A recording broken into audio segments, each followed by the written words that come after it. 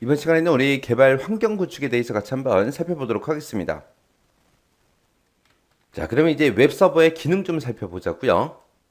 우리 웹서버라는 아이는 지금 요 그림으로 봤을 때 요 위치에 있는 아이가 웹서버요. 여기가 이제 사용자 쪽이죠. 사용자가 이제 웹서버에 이제 접속을 해서 이곳에서 제공해주는 여러 가지 서비스 같은 것들을 전부 다 우리가 제공받는다 그랬어요.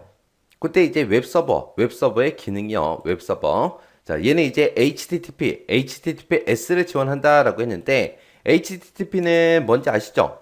얘는 이제 하이퍼텍스트 문서를 전송하기 위해 사용되는 그런 프로토콜이고, 그 다음에 HTTPS가 붙었어요. S가 이제 보안이에요, 보안.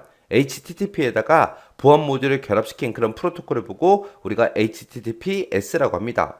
그래서 이런 것들로 브라우저로부터 이제 요청받아서 응답할 때까지 그때 이제 사용되는 그 프로토콜을 보고 얘기하는 거고요.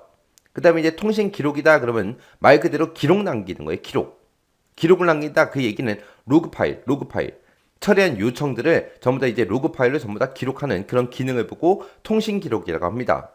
그 다음에 이제 정적 파일 관리다. 말 그대로 정적이요, 정적. 해서 HTML이 됐든 CSS가 됐든 이미지가 됐든 이런 움직이지 않는 그런 정적 파일들을 저장하고 관리하는 그런 기능을 보고 정적 파일 관리라고 해요. 이 웹서버가 이제 정적 서비스를 제공해 주는 거고 동적 서비스를 제공하는 거는 우리 웹 어플리케이션 서버라고 했어요.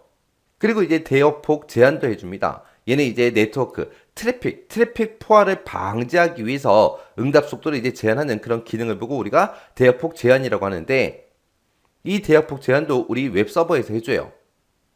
그 다음에 이제 가상 호스팅이라는 것도 해줘요. 얘는 말 그대로 가상이에요. 가상. 진짜가 아니라 가짜예요. 그래서 하나의 서버로 여러 개의 도메인 이름을 연결하는 그런 기능을 보고 우리가 가상 호스팅이라고 합니다. 그 다음에 이제 인증이다라고 하게 되면 인증이라는 거는 사용자가 이제 합법적인 사용자인지 아닌지 그걸 이제 확인하는 기능이요.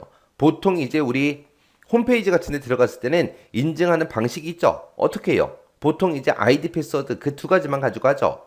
그리고 이제 은행 같은 곳이나 그런 금융권은 공인인증서라든지 그런 여러 가지 방법을 이용해서 우리가 인증을 하죠. 그래서 이 웹서버는 클라이언트랑 직접적으로 붙어서 일을 처리해주는 그런 아이기 때문에 여기서 웹서버에서 많은 기능들이 이루어집니다. 그래서 이 웹서버에서 해서 어떤 특정 사용자가 들어와서 이제 웹서버를 통해서 인증을 받았어요. 그럼 그 인증 받은 사람들은 이제 DB 서버가 됐든 파일 서버가 됐든 이런 곳에 있는 서비스를 전부 다 이제 사용할 수 있는 거잖아요. 그래서 이 웹서버가 사용자가 들어오는 첫 번째 관문이다. 그래서 웹서버가 해주는 역할이 많더라. 그래서 웹서버가 어떤 기능을 수행하는지 알고 계셔야 돼요. 그래서 웹서버가 하는 기능이 많다 보니까 이런 여러 가지 기능들을 쭉 써놓고 이게 어떤 것에 관한 설명이냐? 그렇게 물어보면 웹서버에 관한 설명이죠. 그런 식으로 이제 시험 문제가 나올 수 있으니까 요거 이제 잘 기억하셔야 돼요. 그 다음에 이제 개발 언어요. 내가 이제 응용 소프트웨어를 개발하기 위해서는 어떤 언어를 가지고 이제 개발을 할 건지 그걸 이제 선정을 해야 됩니다. 그때 이제 기준이요. 우리가 이제 프로그램을 개발할 때 사용할 수 있는 언어 있죠? 그런 언어가 엄청나게 많아요. 그 여러 개 언어 중에서 어떤 걸로 실제로 이제 내가 개발을 진행할지 그걸 이제 선정하는 거예요. 그때 이제 적정성도 따져봐야 되고 효율성도 따져봐야 되고요. 이식성이다, 친밀성이다, 범용성에 대해서 이렇게 여러 가지 선정 기준이 있어요. 이런 것들을 전부 다 따져보고 그 중에서 가장 적합한 그 언어를 사용해서 우리가 응용 소프트웨어를 개발하면 되겠죠. 그래서 개발 언어 선정 기준에는 이런 게 있구나. 그렇게 이제 보고 지나가시면 돼요. 자, 이렇게 해서 이제 개발 환경 구축에 대해서 살펴봤는데 이 내용들 잘 정리하고 지나가시기 바랍니다.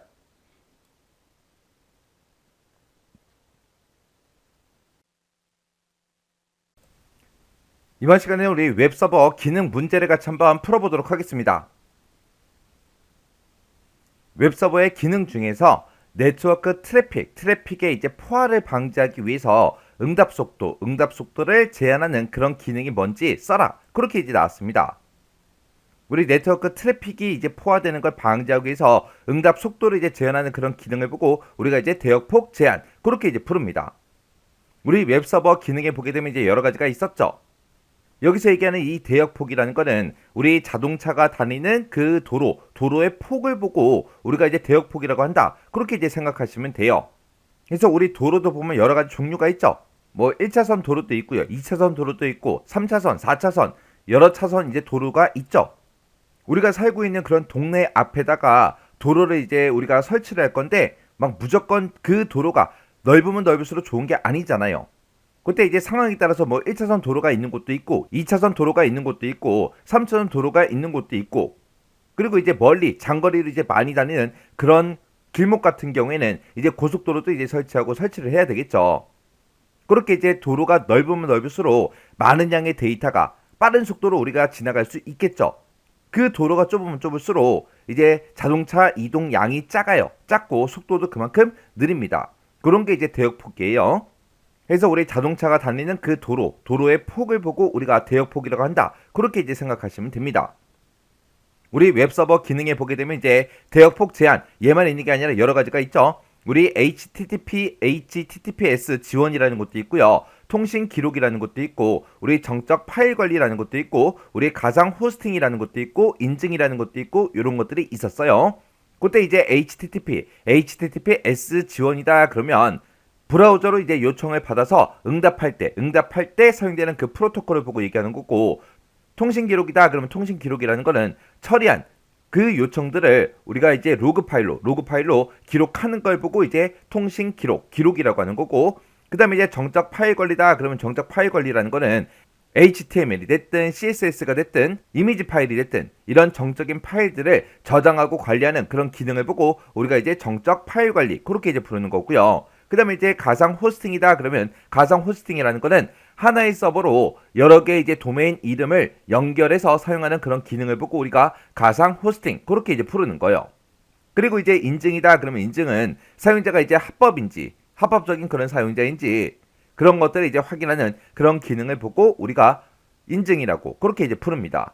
그래서 웹서버의 기능에 보게 되면 이렇게 여러 가지가 있어요.